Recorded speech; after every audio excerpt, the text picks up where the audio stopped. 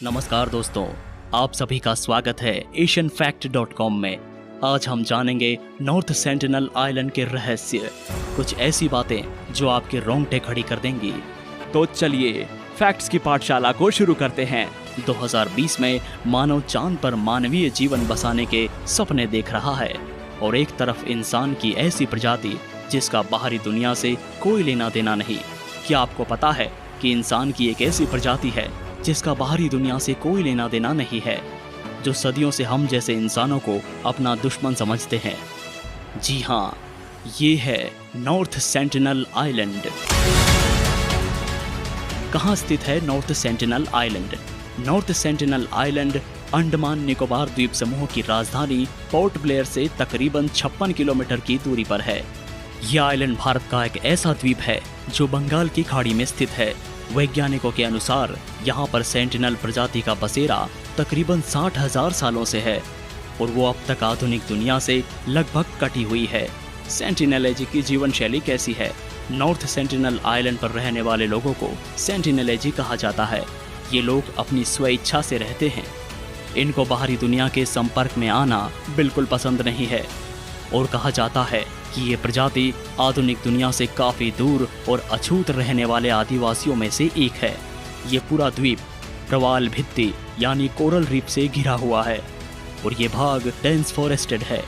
आज तक किसी को नहीं पता कि ये लोग अपना गुजारा कैसे करते हैं, वो क्या खाते हैं और वे कौन सी भाषा बोलते हैं।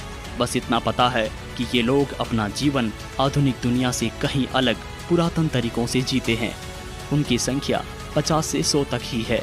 क्या होता है अगर कोई इंसान इनके संपर्क में आता है? आज तक के इतिहास में जो भी लोग इस आइलैंड पर गए थे उनको अपनी जान से हाथ धोना पड़ा और काफ़ी कम लोग ही इनके निशाने से जान बचाकर भागे हैं। इन लोगों के पास कई धारदार और तीक्ष्ण हथियार मौजूद हैं जो इनके संरक्षण के लिए बनाए हुए हैं। शायद इन लोगों को उनके आइलैंड पर किसी का आना अच्छा नहीं लगता हो। सेंटिनलीज एक ऐसी जनजाति जो पूरी दुनिया में सबसे खतरनाक और क्रूर जनजाति मानी जाती है और उनका खौफ इतना है कि हमारी भारत सरकार भी उनके जीवन में दखल नहीं देती है। सन 1896 में एक भारतीय अपराधी जेल से भागकर इस द्वीप पर चला गया। खबर होते ही इस प्रजाति ने उस अपराधी पर धारदार शस्त्रों से वार कर दिए और उसको जिंदा मार दिया। सन 1974 में इस द्वीप पर रिसर्च करने के लिए साइंटिस्ट और डॉक्यूमेंट्री बनाने वाली टीम चली गई थी। उस प्रजाति ने उनके जहाज पर हमला कर दिया। इस मामले में किसी की जान नहीं गई। सन 1981 में एक मालवाहक जहाज उस द्वीप समूह के नज़दीक से गुजर रहा था, लेकिन कुछ तकनीकी खराबी की वजह से वहीं रुक गया। तब अचानक से उस जहाज पर आदिवासियों की नज़र पड़ गई और तुरंत ही उस जहाज पर हमला करना शुरू कर दिया।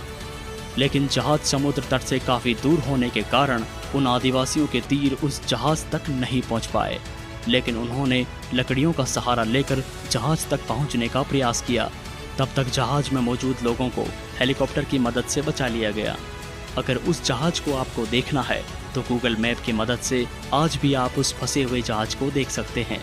सन 1991 में पहली बार आदिवासियों से इंसानों ने संपर्क किया था। उस वक्त उन्हें नारियल और कुछ उपहार दिए गए थे।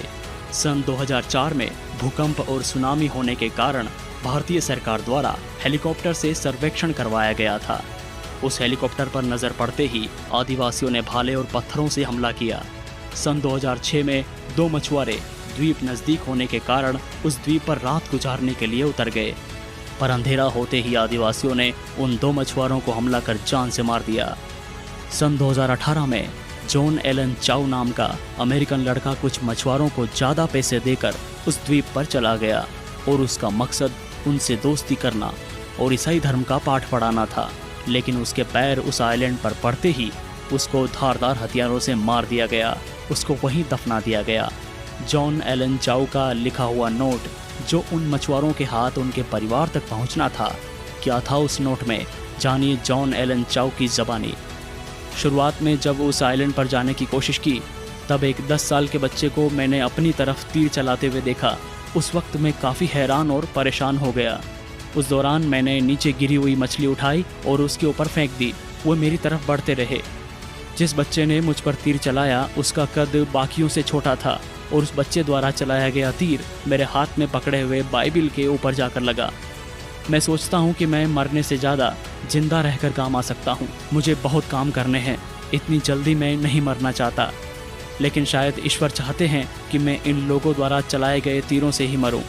मैं अभी भी अमेरिका वापस जा सकता हूं।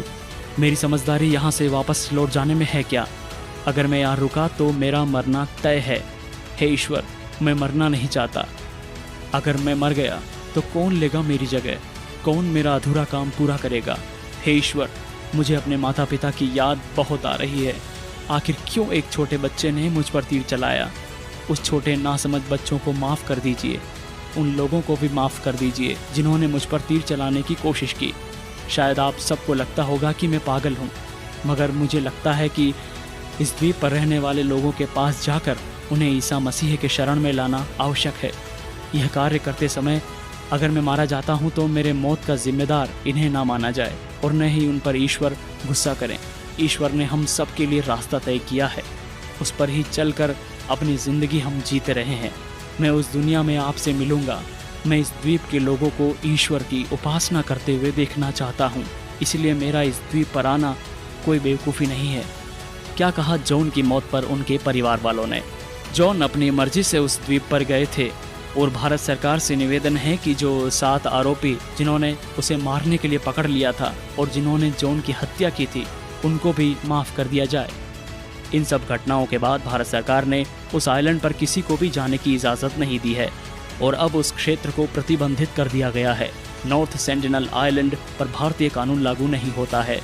विशेषज्ञों का ऐसा मानना है कि हमारे जैसे इंसान उस जगह जाएं तो उनको कई बीमारियों का सामना करना पड़ सकता है जो उनके लिए असाधारण और घातक हो सकती है। उनको उनके तरीके से जीने दिया जाए। दोस्तों, आपको ये वीडियो कैसा लगा कमेंट करके बताइए और इसे लाइक और सब्सक्राइब करके अपने दोस्तों और संबंधियों के साथ भी शेयर कीजिए। और ऐसे ही रोचक बातें जानने के लिए हमारी वेबसाइट www.asianfact.com पर विजिट करना ना भूलिए। फिर मिलेंगे रोमांचित कर देने वाले वीडियो के साथ। तब तक रखिए अपने और अपने परिवार का ख्याल और प्रार्थना कीजिए कि हम इस कोरोना के संकट से जल्दी निकलें।